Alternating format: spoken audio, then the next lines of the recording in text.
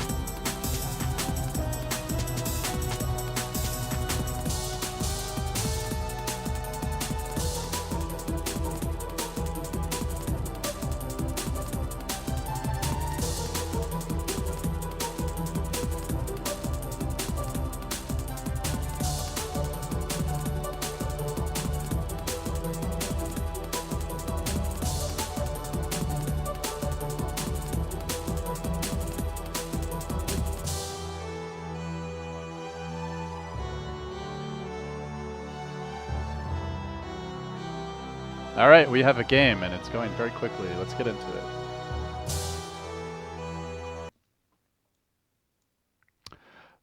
Ladies and gentlemen, welcome to Dota Pit Season 5. We are now into the playoffs for China, and we're in fact in the grand finals. It is going to be Newbee taking on IG best of 3 series. The winner of this match will advance to the LAN and compete for $125,000 in prizes in early 2017. I'm LD. I have the honor to be joined here by Merlini. Ben, how you doing? I have not had the pleasure of casting Chinese Dota in a while. You had all the honors during the regional qualifiers for Such Boston an honor. Major. Perfect World actually cooperated. You know, we got to actually watch the games. Interesting to see IG Classic, I guess you can call them, being here in the finals, as they fell a bit short in the qualifiers. IG Vitality was actually the team that looked a lot stronger out of the IG squads. And they do face Newbee at Direct Invite, a team that performed quite well at MDL. I definitely view Newbee as the favorites coming into this series. But that said, who knows what could happen. IG's definitely improved a lot since the roster started, and a big part of that has been Burning's willingness to adapt. As originally, I would say he was quite a weak link for the team. And all these newbie teams are, or all these like young teams are doing better than their old ones.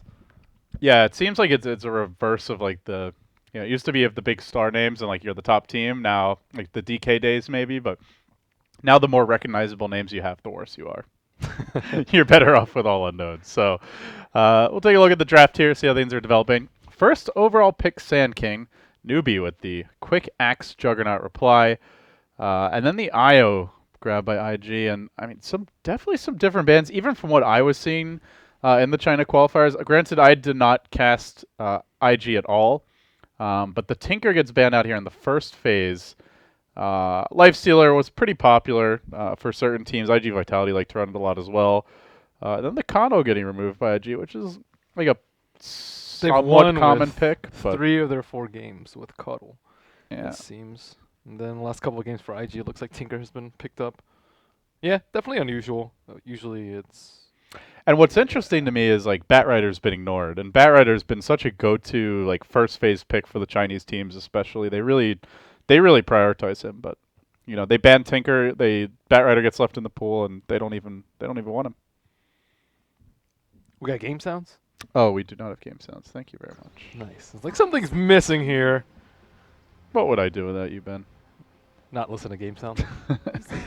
I normally notice once the game starts, but yeah, during the draft, not so much. I got to get into the game by hearing the little birds tweet. Is that what you wake up to in the morning? Just No, the Dota soundtrack on loop? I actually do not. It's when I was back home, it was just utter silence. There's like nothing. What? There's just no How's that sound. possible? Isn't the Deep South like overrun with insects? There, in the morning, it's not. And at night, there's a lot of cicadas, but in the morning, it's like super quiet. I went to K-pop Toastis' wedding in Alabama recently, and I could not live in the South, dude. It is too humid. There are too many bugs. His now brother-in-law, we were staying at this hotel, like right by the water, beautiful view. Sunset, it was wonderful, like awesome venue. But he left his door open. There's no screen, and the lights were on. And literally, I kid you not, like 10 minutes later, the room was infested. Like you needed an exterminator. It was that bad. Fumigation. I don't know. I don't know how people live there. Frankly, I guess they don't leave their doors open. You But definitely do not leave the door open. That is mistakes were made. But yeah, we don't really have too many insects here in California because it's a desert and everything's dead, and I like it that way. I like it that way very much. Happy Halloween, guys. But yeah, Rubik gets picked up here by Newbee. Very nice against the Sand King if you can steal that Burrow Strike. Rubik has been quite popular for certain teams in certain regions. I'd say China's probably the region where he's most popular. We used to see Alliance prioritize this here a lot. I think there's one Western. Liquid's been running a mid a lot for Miracle. But that's like a kind of a carry Rubik, I guess. But most other teams seem to ignore him or don't really value him at all. Some teams like him a lot versus the Sand King. He is kind of a Sand King of your own, but the instant stun on a range support is very, very nice. other than that, I don't really see him being like extremely good versus IG's lineup. It's not a common pick versus the IO is the thing. Just because like yeah, you can lift one, but you're still generally going to get boned, and he doesn't have that much burst, which is generally like you either want utility to separate the Wisp and his partner, or you want a lot of burst to Just kill blow one it of up, them. basically. Yeah. But alternatively, it depends on how they play the Wisp. If they just use them as a mana and an HP battery, then Rubik is pretty great because then the Fade Bolt can stop the push. Yeah, and obviously Rubik not very mobile, so if he does get caught by that duo, he's almost certainly going to go down here. I guess the what is it called? Null Field is kind of nice to have against this lineup. There's a lot of magic damage so far. And it's definitely underrated. But Newbee, into the Bounty Hunter they go. So good way to track the IO, to keep eyes on the relocates potentially. And I mean, a very aggressive draft here at the Accent Jug. It feels like a face rush type of lineup. Actually, something we saw a lot of from Newbee at MDL, and it worked pretty well. They had solid results there. They didn't win the event, but they made a good showing. And it was mostly on the back of this type of like run-at-you style offense. The Rubik allows them to maybe try lane too, and with the Bounty Hunter, especially like IO Disruptor. You see those and you're like, we can own this lane. That lane is going to be very, very weak if they don't have a really strong safe lane farmer. Like if it's Luna or something, I would just try and walk all over that if I were Newbee. The Bounty Hunter is surprisingly good versus a Sand King. Like he's a very elusive hero, very difficult to kill, and you generally just don't have enough lockdown to kill him before he burrows away or dodges with Sandstorm. But Bounty Hunter actually makes it a lot simpler. But I used to have a lot of trouble versus Bounty Hunter playing Sand King. However, that was back in the day when you would max Sandstorm. With Caustic, going 3 melee heavy could also be a little dangerous for Newbee. Yeah, it feels like Sand King could potentially have a very explosive laning stage, and I guess the other thing is like Sand King obviously if he's jungling isn't very good against Bounty, but this most likely is a laning Sand King with possibly even the IO helping him out. We don't really obviously they already have their supports, the IO, the Disruptor, and against 3 melee heroes, I think as you pointed out, like it could be a really good Sand King game in the laning stage. Is it mid Sand King? I think it's mid Sand King. Versus Jug, probably. I guess maybe something else. Maybe if not entirely committed as far as their lanes go. I've seen the Sand King IO dual lane off lane a lot. That's the other main option. Could be like a Timber. Oh yeah, Timber mid. They want to pair versus the X. Timber versus X is definitely the matchup that you want, and Sand King versus Jug is also the matchup that you want if you can manage to get both of those. Those are it's in an ideal world, so you may see some like lane shuffling. If it were NA, we would see some hero shuffling too. So Luna does get removed by Newbee. I think recognizing IG do not take objectives right now. They can kill people, but they can't take Roshan. They can't really take towers. So we'll try to get logged out of Dota here. Get your shit together, LD. Pretty sure. They don't have any anti-morph. Morph might be like their carry of choice. Ursa might be pretty good versus all the melee as well. They banned the Dusa. I guess they don't have the best single target burst. And I don't think they can end the game early. So good call on the morph. And they don't have any anti-morph, like nothing. But Rubik's, again, pretty good versus the Morphling. I think he is one of the best supports, actually, in terms of like team fighting, but maybe not killing him. So Newbee have one core left to deal with a Morphling. Yeah, and that's the thing is like they can't just grab a lion or something. It does really need to be a core here. Generally, when we see Morphling picks like these, something like a Morphling, you're either looking to just push early before he comes online, or you're looking for really reliable disable so you can actually gank him. Let's just go like I don't know. Ooh, there's your yeah. push. Shadow Fiend Jug. Look at this. That's Decent Roshan potential. It is a ranged damage dealer against 2 melee cores, and an IO tends to be up close. Morphling tends to have relatively low HP. And their supports can't punish a Shadow Fiend. That is very important. What if they like dual lane mid though? Can't they punish him then? If they dual lane mid, they just send the Rubik or the Bounty Hunter. Like I think any one of the dual lanes that Invictus Gaming will throw at mid will be weaker than Newbee's because they'll have a melee there. I guess they could do Wisp Morph. Wisp Morph would actually, I think, be be my choice because then you have the more favorable matchups in the side lane. But yeah, I think you just put IO more because Shadow Fiend I think is like the only hero of all the cores that cannot go in one of the side lanes. Every single one of the other 5 can. So I think because that's pretty much your only guarantee, then that's how you play versus it. All right. How much Shadow Fiend have we seen in this patch? I feel like I have hardly seen him at all. I've seen him a couple times, like I can count it on one hand. I'm trying to look it up, but computer's being slow. Player's gonna hop in and out of the game, try and Newbee have sort played out it. some ping or connectivity issues, I imagine. Last time they played it was a couple weeks ago, but it was with a Drow lineup, and he went Lance HOD BKB build with the Shadow Blade thrown in there. Not bad, Oh, not Lance is bad. actually really good on Shadow Fiend. Because he needs that strength. It gives him the little more survivability with the extra attack range. It's actually a pretty good item for him. He also has a lot of magic burst versus the Timber. I think that's They've pretty run it important. a lot actually. I was like, did they really run an MDL? But that was not the last season of MDL, but the one before that. So recent games with it, 1, 2, 3 games, and they are 2-1. Not bad. Some people like it versus the Wisps too, because the Requiem is like very, very strong versus like most of Wisp partners. Like Morphling, Tiny, they all have like a lot of high base damage, so the Requiem kind of owns their damage. Really He's hard. also a BKB carry against lineup that's like all nuke damage until the late game when Morphling gets farmed. Yeah. I wouldn't say he's like amazing versus Wisp, but they don't really have too many ways to stop his Requiem this game. He can just sit there and channel it. If he gets BKB, absolutely no way. Well, SCCC, definitely one of the new gods of mid from China. He's been very impressive in the games I've seen him. Pretty like disciplined player, I would say, compared to some of the flashier faces that have come out of the region.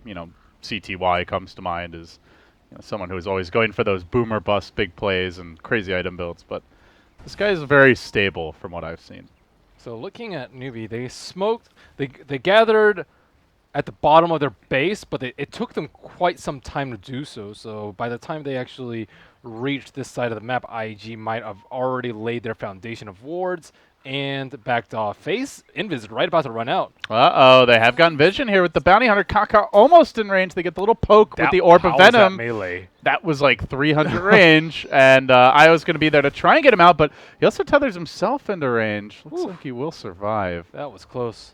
Sometimes the Rubiks really like boots first or even Windlace first, just for situations like that. But Kaka, sacrificial support that he is, does not have any greedy items. I was really expecting that, like, Oof just barely helping them to secure a kill. I thought it but would too. Oof apparently not as broken as it needs to be. So Timbersaw going to be mid against the Shadow Fiend, and it looks like Faith is going to be helping him out. He doesn't have a Have you quelling. seen this matchup much? I How think does this go? SF should do completely fine. Their damage at level 1's like almost the same. 49 versus 52. That's pretty bad.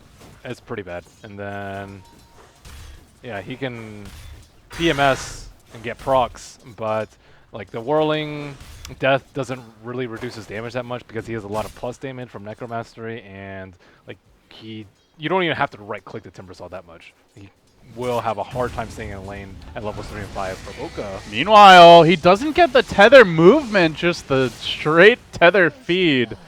IG give up an easy first blood here in the bottom lane, and you can see the Newbee game plan. They feel like they have two at least even solo lanes, if not straight up wand lanes, with KP getting the Axe versus Sandcane, and as you mentioned, the Shadow Fiend Timbersaw mid being pretty decent for Shadow Fiend at worst, and so they look to go aggressive here. Ben, you mentioned it's not a great anti-Morphling game, but that's assuming he gets online, and aggro trilating him is one way to shut him down. They are taking full advantage of the weakness of the supports, though, and I think it all started with their decision to smoke into the jungle and then aggressively try. They had this game plan from the very beginning of the game, and yeah, IO gave up first blood, but generally that's what you do as an IO. You're not give up first blood, but take a lot of damage early. Generally, your game plan is to feed. You want to take a lot of damage early so that you can heal up your partners, and you get the I don't know, it's like triple heal, not triple heal, 2.5 heal. But it's more so in like 2-on-1 or 2-on-2 lanes because generally they don't have the burst to kill you. But Disruptor gets lifted onto bottom, and they don't have the spin with the boots, so they will not go for that kill. Yeah, do want to point out Radiant have a sentry down the lane, but this is also a sentry they're not placing towards mid to, you know, potentially protect OP later on. Shadowfeed, not the. I think he actually is like decent kill potential in Timber once he gets level 5 to 7 if the right gank comes in. But I guess Bounty's not particularly good against him. Yeah, I think if he picks up one in chain, which would help him survive a lot versus Bounty Hunter, it might cost him too much in the lane. So I'm not terribly sure about how that's going to go for them. And on the Radiant side, they do not have any more detection. No dust, no sentries, and Faith will be pleased to see that. Yeah, they do have a sentry down mid for now, but already over halfway towards expiration. And we're going to see Boboka just abandon that bottom lane. He roams all the way up towards top, where KP currently sits 11-1 up against a 5-0 Sandcane, who gets called under the creep wave. 1 spin, 2 spin. Decent RNG there. Not amazing. And I guess this is the IO. The IO is trying to respond to this, but the aggression so far really going KP's way. Yeah, I think Axe wins that war because you can actually just walk out of the range for the caustic, at least at low levels. But like if you're trying to dodge the counter helix, you're just gonna miss so much CS. If you ever get caught under the creep wave and he gets lucky spins, could well be a kill. Yep. And he went for boots, so he's actually out of region right now if you don't count Fairy Fire. So now Morphling burning, not having the best of times. Only 10-2 to the 19-3 of U9. And with just a Disruptor in the neighborhood, actually even Disruptor abandoning the lane, Q's going to head towards mid for the moment. Maybe he just wants to plant that ward or try and contest the rune. It basically is a total sack of the Morphling moving forward. They are getting crushed in the farm department here. Yeah, they have to try and rely on stacks, I believe, but the thing is, like, they can't even take out stacks that well. Maybe if Timbersaw comes and goes, but you don't really want him farming your stacks. You want him to be playing as aggressively as possible, at least with the lineup that they're giving, and they need space creation for the morph. It's not an AFK farm, 15-minute Bloodstone, or whatever your excellent timing is going to be for that. Especially with a bounty hunter in the game, able to get as much vision as possible. You might go for a chicken snipe over here. I believe he sees the chicken maybe coming in, and they don't have vision back there. Yeah, Speed Burst was already used, so maybe a little kill potential, but meanwhile Q creeping in mid. He has raindrops. It's very difficult to get this kill. And Shadowfiend also parked up on his high ground for now. Yeah, they both have raindrops. Yeah. So they just leave Burning alone bottom, but actually not really that easy to kill for this particular duo. No. They can't kill the Morphling. They can easily kill the Wisp or Disruptor, lift and a spin, but the Morphling can just Strength Morph or just wave out, and later on replicate out. So yeah, I don't really think he's scared at all. He just needs to get his levels so that he can actually split push and farm a little bit faster with the waveform. Yeah, so after that first blood and some superior lanes, Newbee already up about 1,700 gold, 500 experience. Even the creeps, though, turning against Bernie, and the crit comes in. Maybe U9 can kill him. Oh. With the phase boost, though, it makes the Morphling, like, it's really hard to actually CS as a Morphling, because he'll just right-click you every time. He has a huge move speed advantage right now. But Wisp is trying his best to make sure that the lanes are not going super poorly. And I would actually say that right now it's going pretty decently.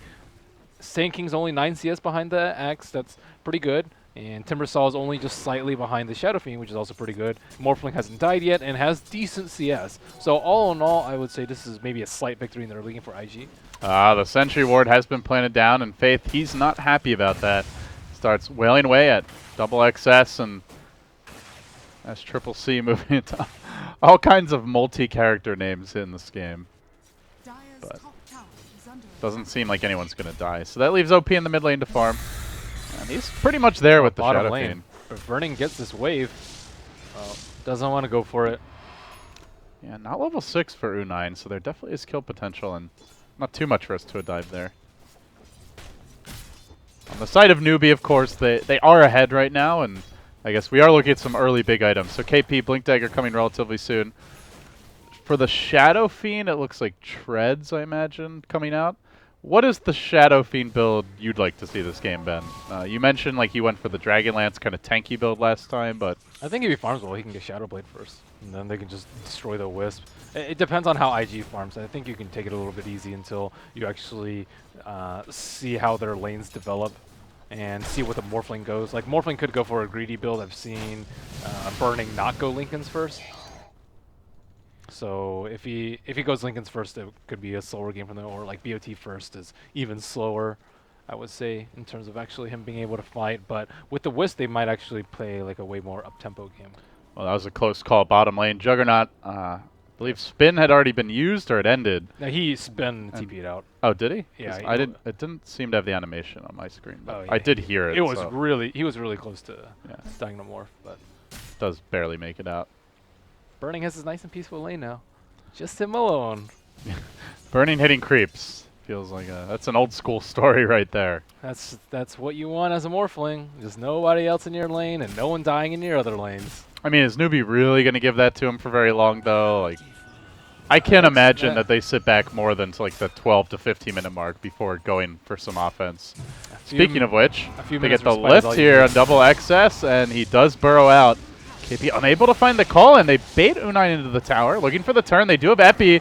He walks right into the call, but OP is here as well, and so the backup comes through. Chakram at the ready. Burrow to follow, and KP down he goes. They're going to look for a bit more. Hastern up on the timber. He starts to dive. Kaka does have stick charges, and seems like he was trying to bait as well. So back off in the end. That does leave the Shadow Fiend alone mid. And Faith going to catch up bottom lane, but good rotation there by the Timber. Finds a key kill on an Axe who does not have his Vanguard just yet, and they're not done. U9 with the Mango, though, is a threat to dive in here, as he's also about to hit level 6. Very close. He begins to spin onto double XS. Now turning with the Epi. It's a bait, and he burrows in, crushes U9, almost getting Kaka in the process. He doesn't have the mana just yet. Can Boboka give him any? Does have the tether available. Auto attack, caustic slow, and the orbs. Gets the job done by KP. Now looking for the double dunk, and he's going to get it too. Chop number 1, chop number 2. See you later. It's a bloodbath top end, and in the end, a 2 for 2. A lot of small things happened there. Juggernaut was not level 6 for a really long time. Like when he TP'd out bottom, he was at like maybe 80% of the way through, and he just didn't get it before they went on a Sand King. And then they kept going on a Sand King, but that just let Wisp just do whatever he wanted, which is just heal and get as much damage as he wants with the spirits out. And he almost gets a kill on Faith with a relocate, but he misses his dust, and he will narrowly miss his balls. Oh. Some things get taken out of context a little too well. You see Q grabbing a DD rune bottom. Or, sorry, Faith grabbing one against Q, who fortunately does have the kinetic field. Should be able to make it out, but Oh, they smoked. heavy pressure already. I think the Roche? they saw that smoke with the observer ward, but it was like close to the edge of the ward, so maybe they didn't. Oh, they're going to get the position here, too. Moving around onto OP. Boboka is behind him and relocate on cooldown for the moment. Baiting with SCCC, and then the Requiem comes through. No relocate save. Dunk number 3 as Newbee continue their axe rampage down the middle lane. 4 kills unanswered here after giving up those 2 top. And that's a really unfortunate ward placement by them too. Like this ward like caught, like the heroes were at the edge of the ward, and then when they smoke, you don't actually know that they smoked, because like if they're in full ward vision, they disappear out of the minimap. It's really obvious that they smoked. But unless you had your camera there, or you were like really paying attention to the minimap, it just looked like they walked out of vision of the ward, and then they were not prepared for that mid lane. It at least did not seem like they were prepared. But sometimes the wards can be your downfall if you're not looking closely. Well, Newbee, still no level 6 on the Bounty Hunter. That's the good news here for IG, but in spite of that, they already do trail by about 3,000 gold, 1,500 experience. Mainly waiting on the Axe Blink and whatever that first Shadow Fiend item is, which it will in fact be a Shadow Blade, so very offensive build for him. Oh, this is big though. Kaka stealing the level 4 burrow. Yep, that is rough. At least Sand King picked up 1 level early in Sandstorm. You actually don't see this too often. A lot of the Sand Kings that I have watched against the Rubik have just gone 4-0, 4-1. And then at level 10 you have your Sandstorm, but by then Rubik has been level 6 for quite some time generally and has done a lot of damage with the Max Sandstorm or the Epicenter, both of which are glorious to have on the Rubik. Your worst spell to have is level 1 Sandstorm by a large margin. And Rubik suddenly gets really good burst damage. You combine this with the Fade Bolt, and he's got, I mean, what is it, like almost 500 nuke damage before reduction. And not to mention like 4 seconds of disable. And it was a tough call by Newbee to see who to give their tome to. They actually gave it to the Rubik, I believe, instead of the Bounty Hunter. And Bounty Hunter, normally you're like, oh, Trek is what I need. But he is the one who can actually leech safer in the lane because he's much less at risk of dying. And they will find the IO, and he just gets blown up. Oh, snap. And now they're going to look for double XS as well. Kaka does not have a stun to cancel his TP. Can KP get in range through the trees? The call! Ooh! It looked like he actually caught him, but the teleport completed just in the nick of time. I believe he was in the AoE. They were so fortunate to not lose 2 there. And all the while, Shadow Fiend just AFK farming. Morphling is, I guess, the trade, but you know, historically Shadow Fiend just has a much faster tempo than Morphling, and obviously is a better flash farmer. So I'm a little worried if IG are going to be able to weather this upcoming storm that is about to hit them. Yeah, I don't know if you want to go late, but also, do you really want to fight into the Bounty Hunter with the Trek right now and the Rubik with the level 4 Burrow Strike? Like, all these are just not great positions for them. They relocate onto the middle lane, and they will get the... Oh man, goodness. Almost kills Bobo. God, that was a little hate parade. At least they were prepared. Though.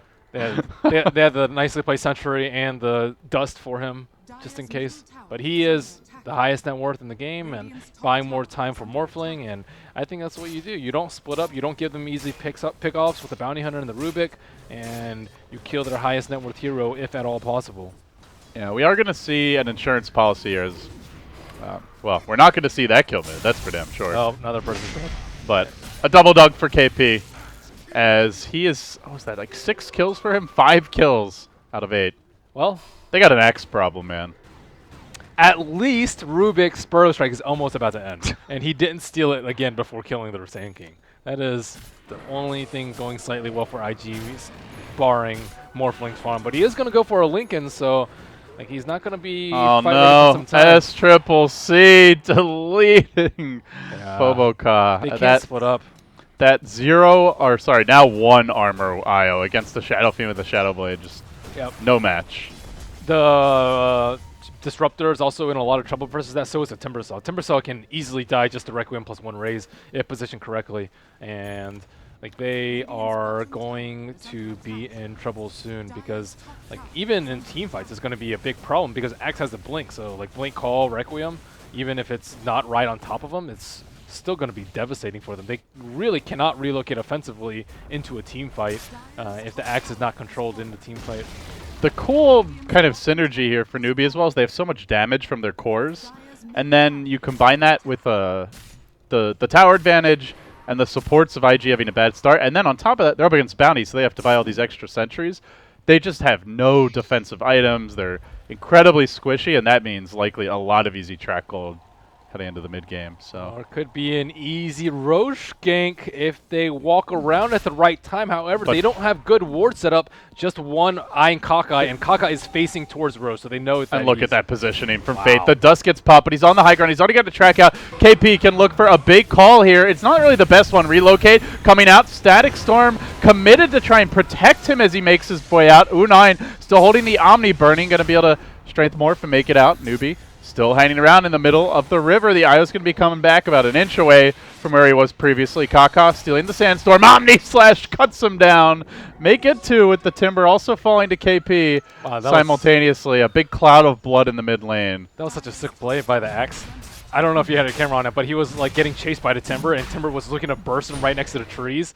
And then as he approaches the trees, he blinks backwards right on top of him and just dunks him. on the tower. It was really cool to watch. Yeah, I was busy watching IO getting massacred, so. Jeez, that Wisp though, Faith Yeah. with the plays. He just had the perfect positioning right there. Like they can't initiate on him on the high ground. Like even if Sand King like has vision on him, it's still like a very difficult kill. I think they have to get like a Timber to throw his Chakram and Morphling to waveform up there. And even then, if they do that, the Axe will get like a 3-man call if they want to do that. And then the supports are isolated down the cliff, which will leave them very vulnerable to Shadow Fiend. So like with the smoke pop and with the positioning that IG had, there was almost no way for them to win that fight. So Burning, after getting the early Perseverance, he feels compelled to go back into a Dragonlance, which obviously is going to delay the Lincolns a lot. That's fine. I think they need mid-game items. You do not want to take it late versus Jug, Axe, and Shadow Fiend, especially with the way the farm's going. And Track Gold. And Track Gold. And they're not going to win fights if he just has like Perseverance and an Ultimate Orb. He just won't have enough damage. He needs to be able to right-click people down because they are lacking damage right now because Sand King is falling behind in terms of everything. Oh, it certainly sounds bleak. He does have this blink, though. But already Rubik with 1,300 gold and the Arcane Boots. At this rate, Kaka is going to be a full-fledged blinking Sand King in short order. Ooh, Burning. Nice deny. And yeah, see you later, buddy. Off to He- the bottom lane. The Rubik also hasn't had his skill no field yet. He's just all out offensive, just knowing that they can get kills again and again, and SCCC doesn't have to go BKB yet, it seems, but he will because he has Aegis and it is a safe play versus their mass magic damage lineup.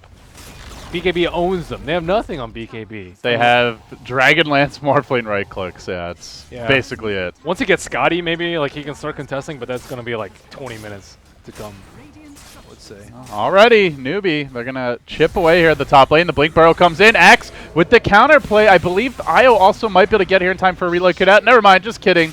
Not even close as KP finds yet another kill. Nearly a Yule Scepter done on top of all this. So another way to interrupt that relocate defensive play, and also a great setup for the call.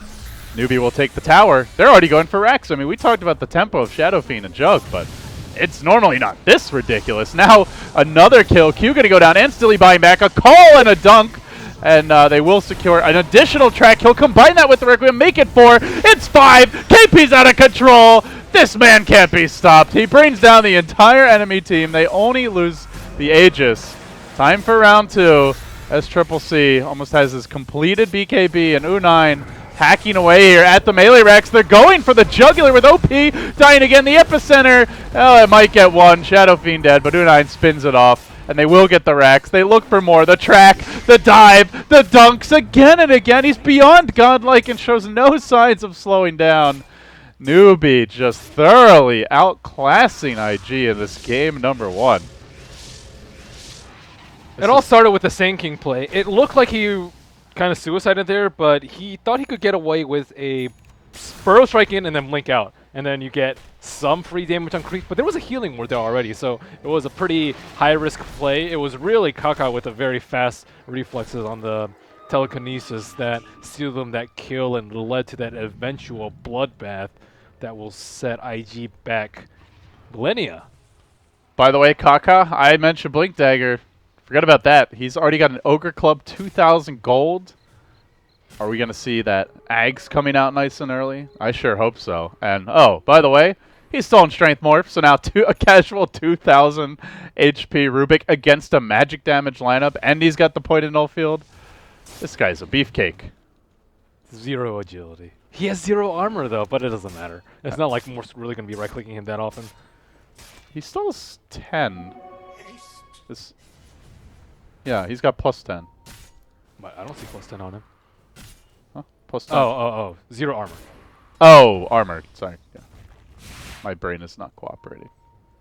But yeah, they're in good shape here, man. That's just the Rubik. He's their least farmed hero. Bounty Hunter with a mechanism and an earn complete. Shadow Fiend, BKB online against, as we've talked about, basically an all magic damage lineup with no real answer for BKB in the mid game, and Newbee are going to continue to press the offense here. Oh, they were so close to popping that smoke with their own, but they will miss it. And Dyer has used scan. Will not hit on anyone. However, Burning is really close. really close by, and they saw him with the Oh, observer. he does have Boboka behind him. Ideally, they'd like to gank that IO if possible. KP can interrupt the tether out. Is he going to go for it as they're relocating out? They'll let him make it away. Did have the Yule Scepter. But he's going to relocate back onto... Are we going to see there. round 2? Yeah. Oh boy, Burning not looking so hot right now. Requiem just slaughters the Wisp. The ball of light gets snuffed right out, and now on to double XS, who just gets chunked down by Shadow Fiend auto attacks. A quick and decisive double kill.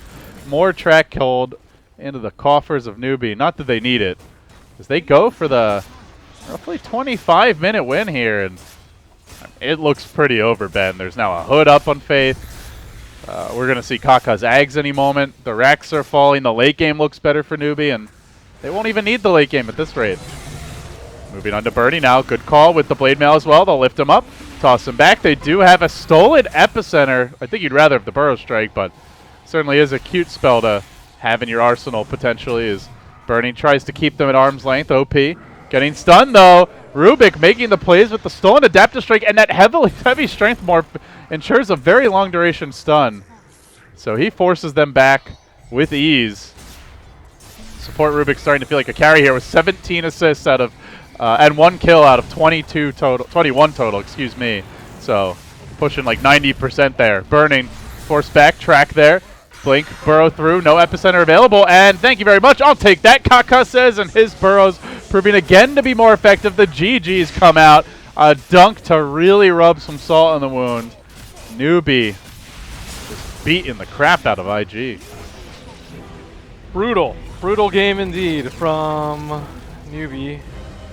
And I think one thing that IG could have done better is swap the lanes up earlier. I suggested perhaps like a Wisp Morphling in the mid lane to maybe secure Morph's early game a little bit more, but like the supports just had to go do too much. I think the Wisp played pretty well in the early game by helping out Morph on bottom and then the Sand King on top, but the X got a lot, the Sand King just died too much, and they weren't able to move around. Their lineup just felt like it was lacking a little oomph and always needed a few extra minutes before they were able to make their move. And of course, the smoke pop by Faith at the Roche Pit. That was...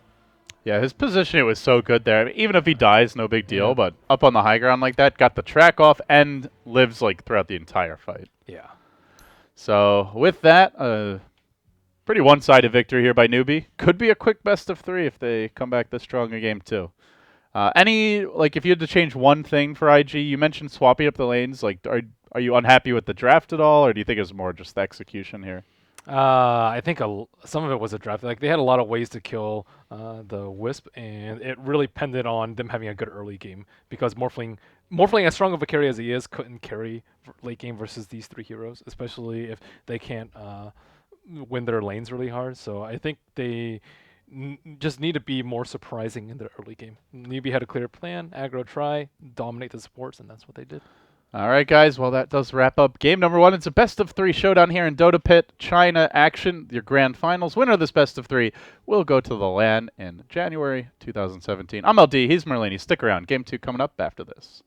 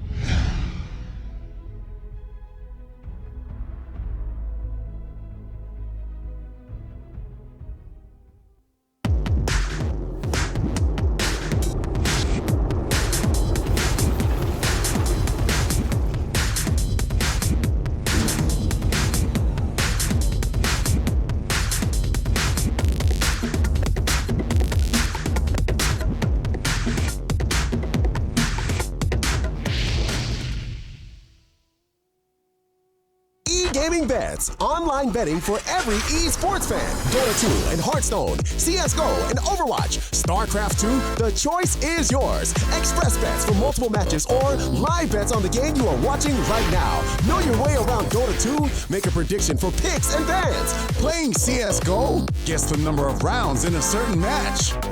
Daily quest for all participants and all the best choice of payment systems. More than 600,000 users have already made their bets on the spectacular matches since 2011. EGB.com. You know for sure who's gonna win.